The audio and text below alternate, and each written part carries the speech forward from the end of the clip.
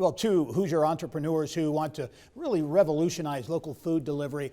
They're at it again. Husk co-founders Chris Baggott and Nick Carter recently sold the Greenfield startup and have launched farmersmarket.com, which is described as an endless platform for local farms and artisans to sell their products. And for details, I'm pleased to welcome in studio both Chris Baggott and Nick Carter. And gentlemen, welcome to the program. Thanks, Peter. You guys are really out in leading the charge, if you will, of that farm to table, the whole food distribution model, if you will. First of all, before we get into your newest venture, Tyner Pond Farms and Husk, which was a great idea to get great Indiana sweet corn to markets and to consumers. Just talk overall about your ventures so far.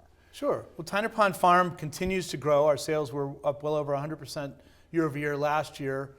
What's new with that is we recently just entered an agreement with Now Courier. To date, people order food from us online that is all raised on our farms, and we sell it delivered to their house with our own delivery vehicles. Now Courier is going to start carrying those packages for us, and it allows us to expand to the entire state. So the big news for us is that we were able to go from about 1 million total market reach in Indianapolis to the 7 million people that live in the entire state of Indiana. Wow, and then Husk, which you recently sold just in the past week or so. Sold. Talk about that and what that has become. Well, Nick? Yeah, well, I mean, we started Husk with the mission of increasing access to local food, mainly through preservation and processing and getting it into the grocery channels. And in the course of 3 years, we got local food grown here in Indiana into about 300 grocery stores around the Midwest before we were able to sell the company. So you get great Indiana, nothing better than Indiana sweet corn. Exactly. Right? And is this, and as we were talking off camera, Chris, about really disrupting kind of the food delivery system, kind of the traditional grocery model, is that accurate? And that's right. You just start looking at consumer behavior and everything is being ordered online, right? The idea that our kids are going to be going to a grocery store, and there's a lot of problems. With Husk, one of the things that we were successfully able to do is create an amazing product, get access to the grocery store, but grocery stores aren't prepared to stock shelves, for example. So the big food companies come in and they do all the food stocking.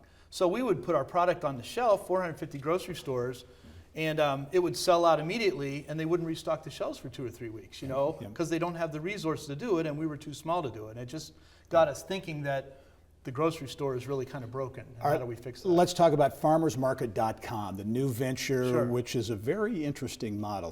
Describe the model. Yeah, generally it's an online marketplace, so a lot of people describe it as Etsy for food, but it isn't exactly that.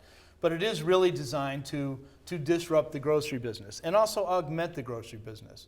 We can work with food hubs, we can work with existing grocery stores, or we can work and deliver directly to the consumer. But the idea is building networks of the stores, the consumers, and also lots and lots of food and farmers and small food processors. Yeah, and Nick, this really opens up markets for farmers, in particular here in Indiana, for Indiana farmers, right? Yeah, for me, it's a business of passion. I grew up on a farm, and these farmers want to grow food, but they have to have access to the marketplace. So what we've created, there's on the internet, there's no shortage of shelf space like there is in a grocery store. Right. So we've got a variety of suppliers, all the farms, all the artisans, and you can now, as a consumer, have access to those that you couldn't in the grocery store. And as we were talking again off camera, the challenge isn't getting the products from the farm, it's getting those products ultimately to the consumer.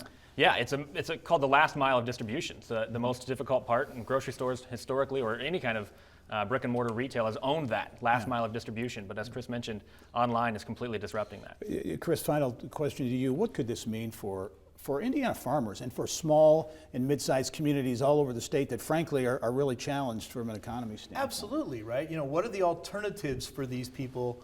And as you and I have discussed in the past, Indiana, we eat $17.8 billion worth of food a year, and we import more than 90% of that from other states and other countries. So we think we're this ag state, but we actually export low-margin commodities and import high-margin food. If we can keep that margin here, the way you create community wealth is keeping dollars circulating in that community. And for the last 40 years, Indiana, we've been shipping our dollars away. All right, farmersmarket.com, the latest venture. Chris Baggott, Nick Carter, thank you both very much. We'll be following this story. I know you got some more things going on too. We'll have you back. All right, thanks very much, Gary.